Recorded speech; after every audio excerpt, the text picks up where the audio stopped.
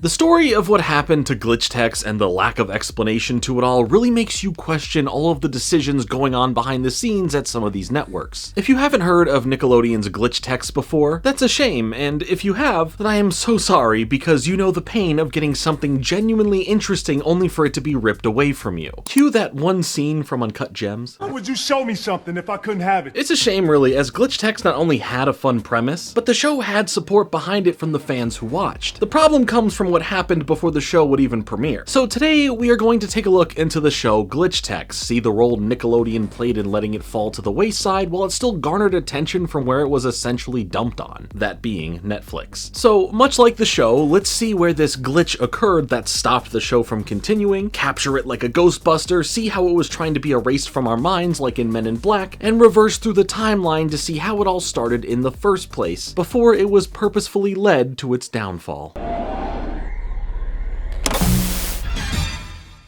I guess the first thing to really answer is, what is or was Glitchex? Glitchex was a show that centered around a very secretive but special job that sent in special, well-equipped agents to deal with and contain video game glitches that break out of the digital world and into ours, with the agents having the power to take away the memories of what happened to those who were affected by the glitch and restore order to any chaos caused. It's a pretty cool premise that visualizes this with fun character designs, beautiful fast-flowing movement, and a color palette that can really show off what your TV or device can display. And most importantly, at the end of the day, leave you questioning, wait, this show partly shares a creator with Nickelodeon's other show, Fanboy and Chum Chum? Yeah, I know, kinda crazy to think about. But here I am talking about Eric Robles, who is extremely talented no matter how you feel about Fanboy and Chum Chum. And also, he's not alone here, he actually ended up teaming up with another unlikely source to put this series together. The other person who I am speaking about is Dan Milano, who, aside from his work with Robot Chicken, is known for his work as a puppeteer, with a recognizable credit being that of Greg the Bunny from the quickly canceled series Greg the Bunny. I bring this up because this is the second time in the past several months that I've mentioned Greg the Bunny in a video, and I don't know if this is me teasing that I want to make a Greg the Bunny video, or that I am just losing my mind a little bit. Also, why do I own this Fox TV DVD sneak peek sample disc featuring an episode of Greg the Bunny? I've said Greg the Bunny too much, haven't I? Oh, wow, this even comes with an episode of Method in Red. I just got a crazy flashback of watching that show with my dad. Oh, and a coupon to Foot Locker for $10 off my next purchase. Ah, too bad it's not valid anymore. Oh,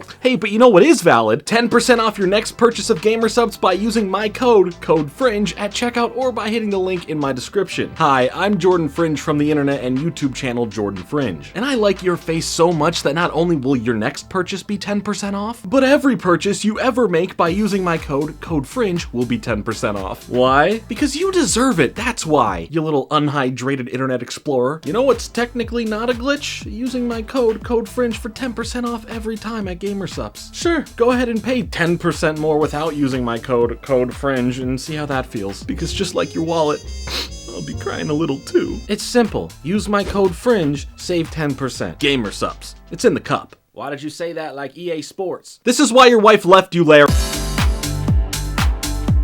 Okay. To see how things for Glitchex started off, we must go back to the infamous year of 2016, where Nickelodeon had announced it had picked up a new series that centered around video games called Glitchex for 20 episodes, saying it would begin airing in 2018. That would, I just said, is doing a lot of heavy lifting in that sentence because the series would in fact not come out in 2018. Kind of far from it, actually. Officially releasing in February of 2020 and not on Nickelodeon proper, but instead Netflix randomly. It kind of felt odd. It just seemed that there was so much going in favor of this show being made and hopefully becoming a huge hit. It had a dedicated creative team, the animation house behind another Nickelodeon show, Rise of the Teenage Mutant Ninja Turtles, and nothing but excitement and high praise internally. So then why was the show delayed and then seemingly dumped onto Netflix if Nickelodeon was, quote, thrilled to add the action comedy Glitchex to their pipeline of original content? Let's see how all of this played out.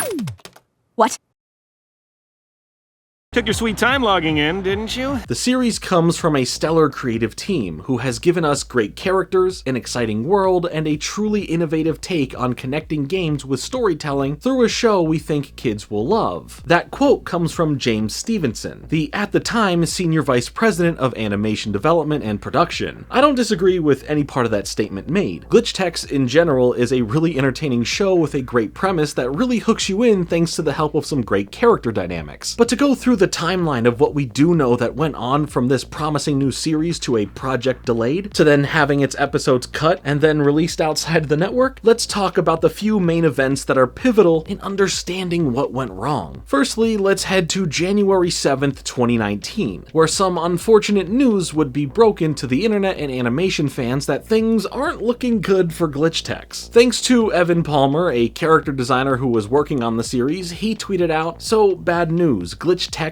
got shut down today. A lot of the most talented people I've ever worked with are gonna be looking for new gigs." The production, for some reason, had been put on ice, or as it was called here, a production freeze, with a majority of the production crew being laid off. This seemed odd as everyone, a part of the production, was in shock, literally, as Dan would end up tweeting out a couple of days later, "Eric Robles and I are indebted to each artist, designer, and engineer who chose Glitchex as their passion project, many since 2016. The halt was a shock, but their exceptional work will prevail." Now, this didn't outright confirm anything dire about the series as there was no word of cancellation. Eric would also make some comments on everything in a now deleted Instagram post saying, "I want to thank you all for reaching out in support of Dan, myself, and the Glitchex team. To clear any bad air, please know Glitchex is not cancelled. As I write this, we are in production, getting amazing animation back from Europe and Asia. Let me also speak from the heart when I say that Nickelodeon Animation has been nothing but supportive in ensuring Dan and myself the freedom to create an original and unique IP in a time where these types of projects are few and far between. As most of you know, until a show actually airs, most studios will only grant a writing pickup for your series and only if they feel good about the show's chances. So in our case, we were deeply grateful when Nickelodeon saw fit to pick up an extra half-season production order. This kept our amazing team of artists and designers together longer than we ever could have expected. As you can guess, producing animated shows, particularly with ambitious and dynamic action sequences, can get very expensive. As we hit the new year still being an untested show and with money needed for brand new content, we were told the business decision was for the network to launch our series with 20 gorgeous episodes for you and kids at home to respond to. Although our crew's abrupt dismissal this past week was a terrible shock, we remain so grateful for the time that we were able to devote to our second season episodes. We can only hope that when the show finally airs and reaches its audience, production on the remainder of our half season, and hopefully more, can resume. As a kid growing up, I always dreamt of working and sharing ideas with people as talented as our crew, and now I find myself having had the privilege to work with them every single day for the last 2.5 years. I cannot express how much fun it has been to create this show, and know it is going to have an impact when we share it with the world. I can't stress how important it is for our industry to support each other and those who support original ideas. Now, this did add some clarity to the situation, confirming that at least all of season 1 should still air at some point, and partially, a second season has been worked on, meaning about 10 more episodes. While one of the statements at the end seems hopeful for new and fresh creative ideas to be supported, a lot of morale around Nickelodeon Animation didn't seem to fully believe that the higher-ups are making the right decisions or taking the right actions that prove those sentiments, leaving a lot up in the air and many worried. Now, like I said, all didn't seem lost. If we head back to Evan Palmer's tweets, he continues on to say, "I don't want to speculate why we got the axe. We have more than a full season in the can and it will air sometime this year. We're going to need you guys to watch it and let the network know original properties are worth investing in." So it seemed like there was some potential that Nickelodeon was still going to air at least the first season of episodes at some point in 2019, but sadly, that never happened. Something else, however, did happen in 2019, and that's Nickelodeon signing a deal with Netflix. This deal seemed like it was going to be this great partnering effort for Nickelodeon to expand into the streaming realm more, as it was getting larger and more lucrative to do so.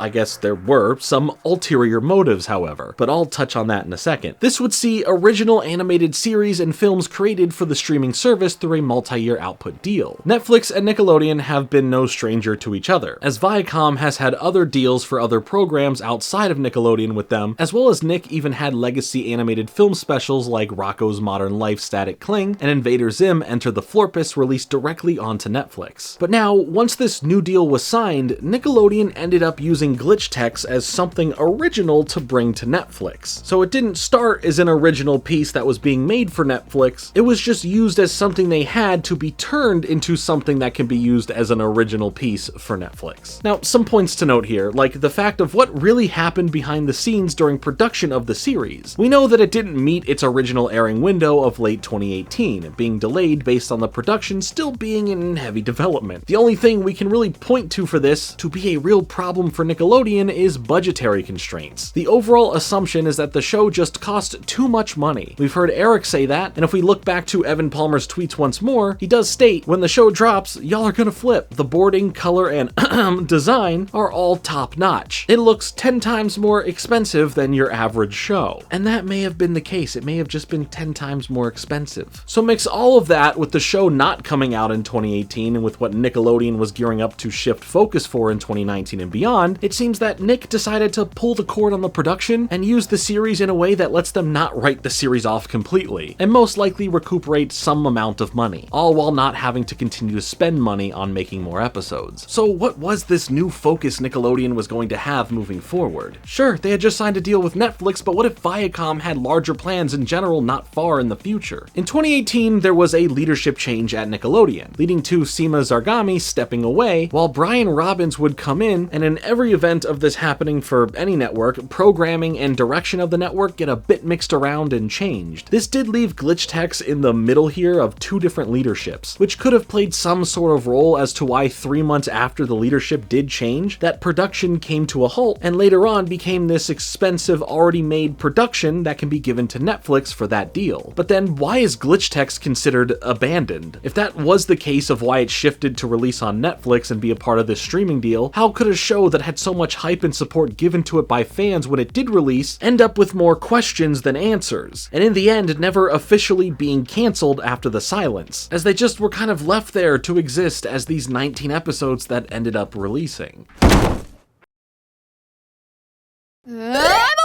Maybe we can look to what Viacom was building for themselves instead, as the company wanted to enter the streaming service market as well, building and eventually releasing Paramount Plus on March 4th, 2021. Included on the streaming service was going to be a whole dedicated selection of Nickelodeon cartoons and productions, and if they have their own home that they own now, why would they go back and support the programs that they gave to Netflix? Glitchex may say Nickelodeon, but it's also a Netflix original, so where that line falls, I don't really know, but Netflix would be the ones needing to have interest in more episodes, and Netflix would need to be the ones okaying this and then greenlighting more episodes to be in production. Both parties would need to play their part in getting new episodes made. The way Netflix handled things, however, for the overall release of the completed season 1 is something that I don't agree with and we see way too much of, because they ended up releasing it as 2 seasons, with one season releasing on February 21st, 2020, having 9 of the episodes, and season 2, which released on August 17th, 2020, having a total of 10 episodes, which for some reason that second season ended up containing 2 episodes that were production coded from the actual season 2 that the team had been working on before the freeze on production happened. The rest of the 10 or so episodes that were also being worked on were decently far into production, by the way, as they were all nearly written, storyboarded, and even voice acted, but just never fully animated. And all of this also means that 2 episodes from the original batch of season 1 were swapped out for these season 2 episodes, which is just odd. But whatever the full reasonings are, Glitchex would fully premiere and be on Netflix. With the cost of the series and it being something outside of the company's main focus now, Glitchex only ever lasted for that initial batch of episodes. There have been fans of the series who have been begging and pleading for a season 3 to exist, a chance for the creators and crew to work on more episodes of the series, but it's truly been radio silence when it comes to an actual answer or order given as to the fate of the series, or if more episodes could just be ordered already. It's not really canceled, but the silence on the series and the, let me check,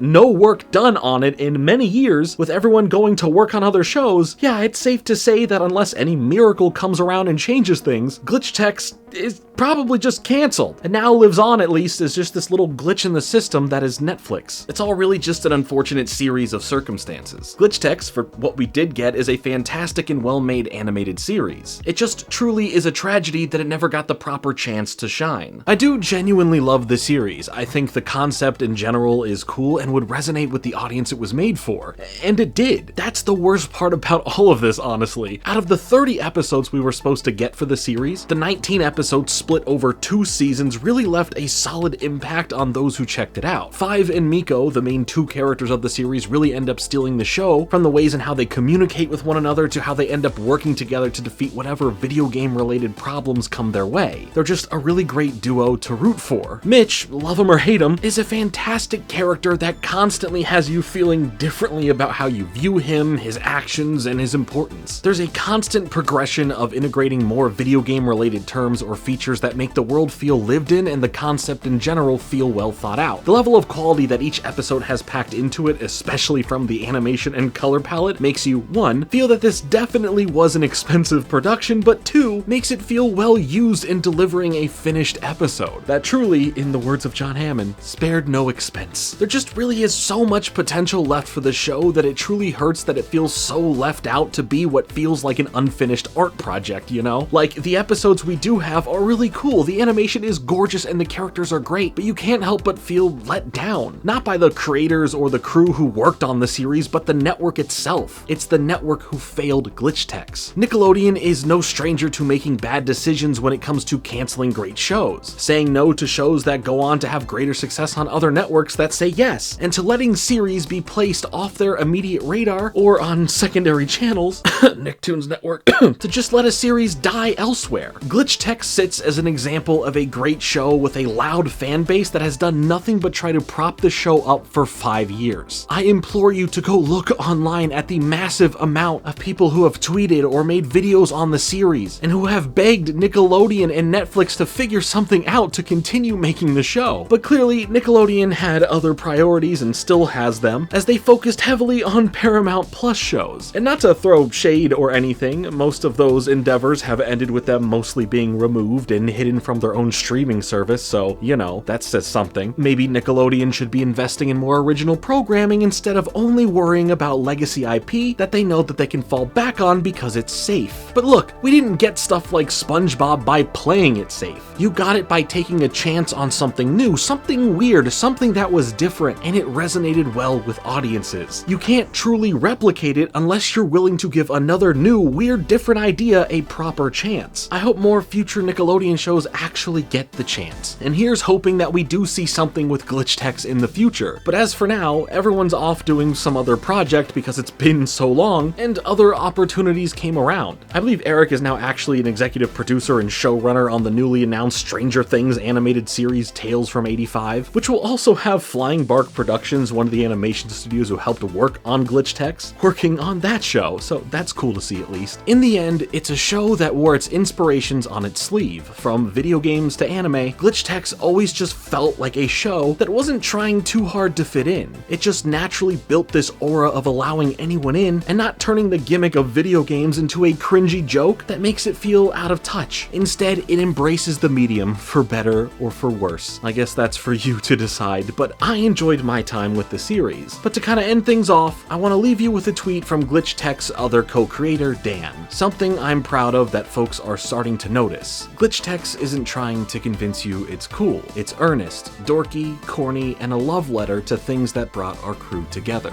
It likes itself and hopes you like it too, but if not, it's just gonna keep on dancing. But you tell me, what are your thoughts on Glitchex? Do you ever think we'll get more episodes of Glitchex? Let me know all of that and more in the comments below. But thank you so much for watching, and make sure to leave a like on this video and to hit subscribe for more videos like this coming soon. But until then, later.